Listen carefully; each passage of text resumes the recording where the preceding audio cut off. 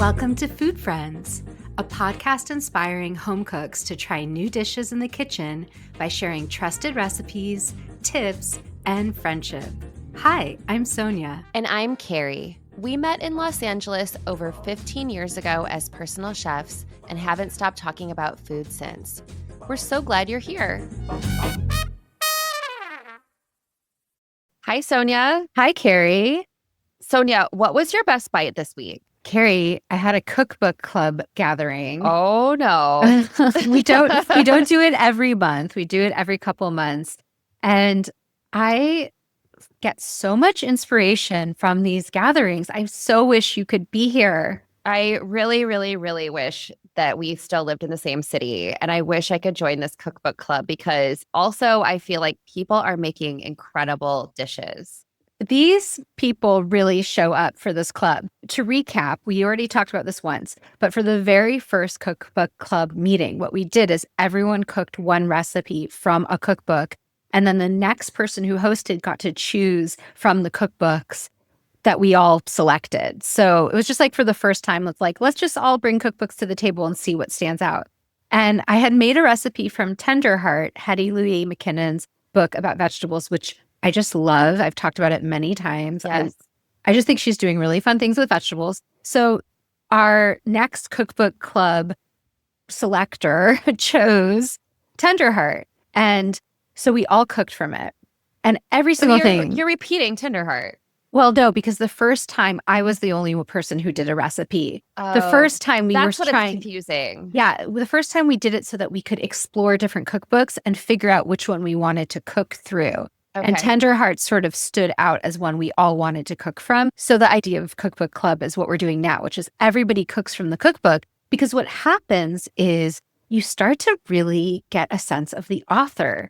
You almost never cook 7 or 8 dishes from a book at once. Yeah, and you really start to get the sense of their voice too. And what stories are they telling from their kitchen? What are their flavor palettes? What ingredients do they really like? What sort of seasonings do they rely on or don't rely on? Like there was some talk of well, I would add this and I would add that. And so that's always really fun. So I just want to share some of the dishes because I think they're all worth making. There was a lentil eggplant smoky stew that gets topped with feta that the host Laura made. And I've made that dish before. When I first got the cookbook, it's one of my favorites. So that's an excellent one. There was a sweet potato bravas, which was so hearty and it had lentils in it. And I think it had a romesco sauce or something on top.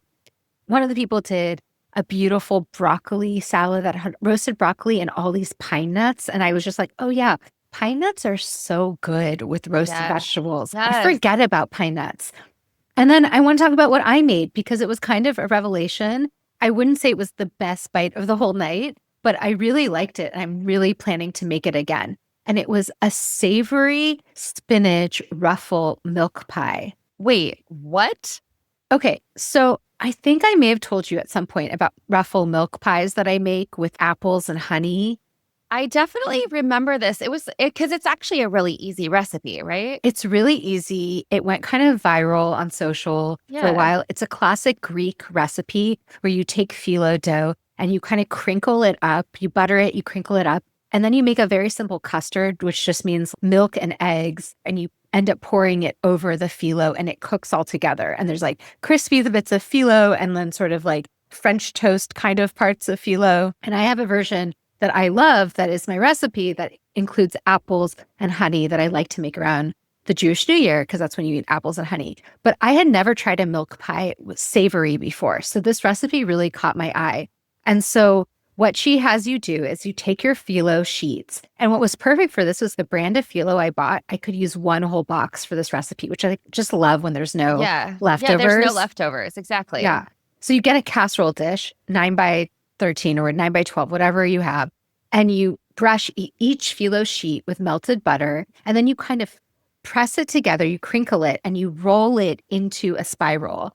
And it sounds harder than it is. It's really easy. I'll link a video so you can see. And then you nestle those little spirals of crinkled phyllo dough into your casserole dish. And you get them going in the oven. You want to bake them because you want them to start to sort of get crispy and golden brown before you add the custard. Otherwise, it'd be too soggy.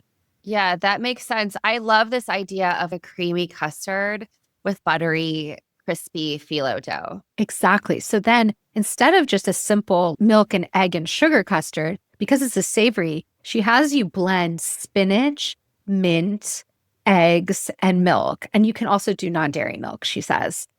And she had said blanch your spinach, but I was like, I'm not going to do that. I'm going to use frozen defrosted spinach, Yeah. which worked great. And I actually added a lot more mint. And I think I added dill as well, because dill is classic in spanakopita. I knew that this had that kind of vibe. So you blend all of that in your blender. And then after 15 minutes of browning in the oven, you pour that custard over the phyllo dough, and then you add crumbled cheese on top. Now, she recommends feta. And weirdly, I went to a grocery store and they were out of normal kinds of feta. They had herb flavored feta. And I didn't want to go to another store. So I actually bought queso fresco and it worked perfectly in lieu of feta. So I crumbled that over, I popped that in the oven, and it really tastes like kind of spanakopita. And I think it's so much easier than spanakopita to make. Okay, so as you're describing adding spinach and dill and all these mint, all these fresh herbs into the custard, that reminded me of spanakopita. So I'm so glad that you mentioned that because I love spanakopita, but also I've never made it because it seems so fussy and so annoying.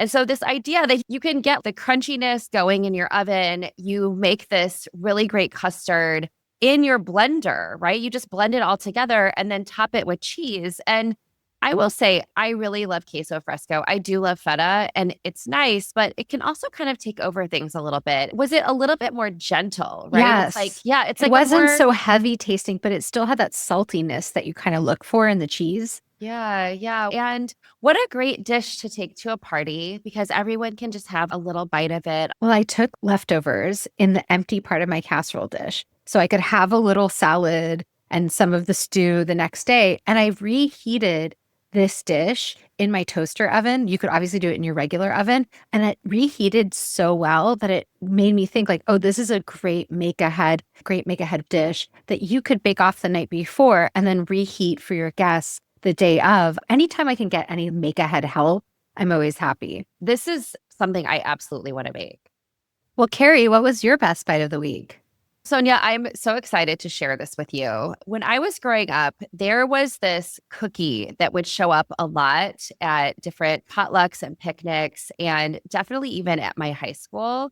They would have these monster cookies. I love monster cookies. And for anyone who doesn't know what a monster cookie is, it's a very large, soft oatmeal cookie that's full of chocolate chips, of M&Ms. It's also really soft and rich because there's a lot of peanut butter in it. Oh, yeah, the peanut butter. So, Sonia, we recently recorded an episode for picnics, potlucks, and family reunions for things that you can take to big gatherings. And this was one of the recipes that I sort of had on my radar. And we didn't end up talking about it, but it was still very much on my mind. And so I went to one of my cookbooks that my mom gave me. It's one of those regional cookbooks. It's like the junior women's club of the small town that I grew up in. The recipe was actually submitted by my mom, but I have to tell you, it was Oh, submitted by wow. my mom and someone else. I have to read you the recipe because I did make it and I did make it with these quantities. Are you ready for this? 1 dozen eggs, Oh my two gosh. 2 pounds of brown sugar, 4 cups of white sugar, 1 pound of butter, a 3-pound jar of creamy peanut butter, 18 cups of oatmeal, a pound of chocolate chips, and a pound of M&M. That's an insane amount of cookies. That's restaurant level quantities. One of our friends was the cook at our high school for a while. And so I think the recipe is hers, even though my mom and this other woman are credited for it. But the instructions are mix in the order given in a large dish pan. So I basically got out my biggest bowl that I could imagine, and I started adding these ingredients and working them in one by one. The butter piece was a little bit difficult, but I definitely let my butter soften. But when I was mixing it in, at one point, I just was like, I have to do this with my hands. So I put on a pair of gloves and I mixed it with my hands, which helped sort of break up the butter a little bit more. So you're not creaming butter and sugar. You're literally just throwing ingredient after ingredient into a pan. You're just throwing each ingredient into the pan and mixing it up, which also makes it kind of awesome.